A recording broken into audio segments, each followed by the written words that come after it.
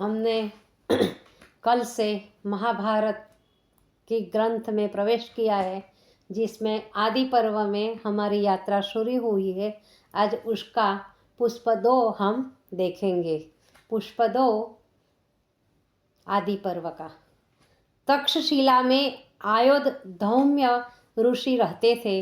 उनके 3 शिष्य थे, आरुणि, उपमन्यु और वेद। उन्होंने एक दिन आरुणि को खेत में भेड़ बांधने को भेजा। जब पानी नहीं रुक सका तो वह स्वयं भेड़ के स्थान पर लेट गया। ऋषि उसकी सेवा से प्रसन्न हुए। उपमन्यु को ऋषि ने गौ सेवा का काम सौंपा। वे उपमन्यु को भोजन नहीं देते थे।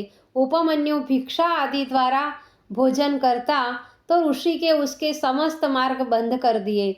निदान एक दिन भूख से दुखी होकर उसने आक के पत्ते खा लिए। निदान अंधा होकर वह एक कुएं में जा गिरा। ऋषि उसे ढूंढते हुए आ पहुँचे और घटना ज्ञात होने पर प्रसन्न हुए। अश्विनी कुमारों के आवाहन करने पर उपमन्यु चंगा हो गया। गुरु ने उपमन्यु पर कृपा की। वेद ऋषि आश्रम का कार्य करता था। उसकी अनन्य सेवा भाव को देखकर ऋषि बहुत प्रसन्न हुए और उस पर कृपा की। वेद आगे चलकर राजा जन्मेजय और पौष्य का पुरोहित बना। वेद के भी 3 शिष्य थे।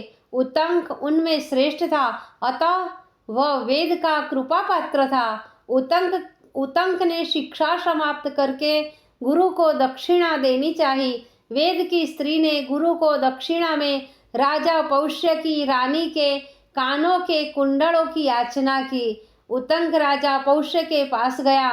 धर्मग्न राजा ने उसका मंतव्य ज्ञात कर रानीवास में रानी के पास जाने को कहा। पतिव्रता रानी ने कृपा कर उसे कुंडल देकर प्रसन्न किया।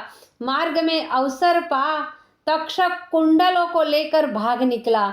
उतंक ने तब इंद्र की सहायता से कुंडलों को पुनः प्राप्त किया और गुरु पत्नी को भेंट करके आशीर्वाद प्राप्त किया। तक्षक के इस कृत्य से उतंक अति क्रोधित हुआ। उसने उससे बदला लेने की ठानी और वह राजा जन्मेजय के पास जाकर बोला, हे राजन, तक्षक ने आपके पिता को डसा था। आप उससे बदला लेने के लिए यज्ञ करें। शौनक जी ने पूछा, हे सूतनंदन, आप कृपा कर हमें आस्तिक की कथा सुनाए, जिसने सर्पों की रक्षा की और तक्षक को बचाया।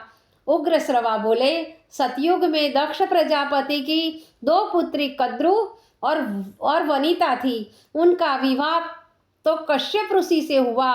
कश्यप जी से वर प्राप्त कर गए तो कद्रु ने 1 सहस्त्र समान तेजस्वी नागपुत्र मांगे। वनिता ने कद्रु के पुत्रों से श्रेष्ठ और पराक्रमी केवल 2 पुत्र मांगे।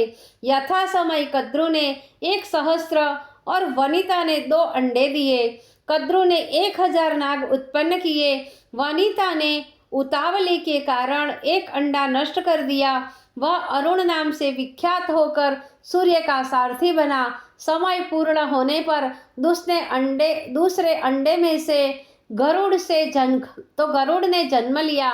एक बार साथ घूमते समय उन दोनों बहनों ने अमृत मंथन के समय उत्पन्न हुए उच्चैःश्रवा अश्व को देखा। वे उसके विषय में वार्तालाप करने लगी।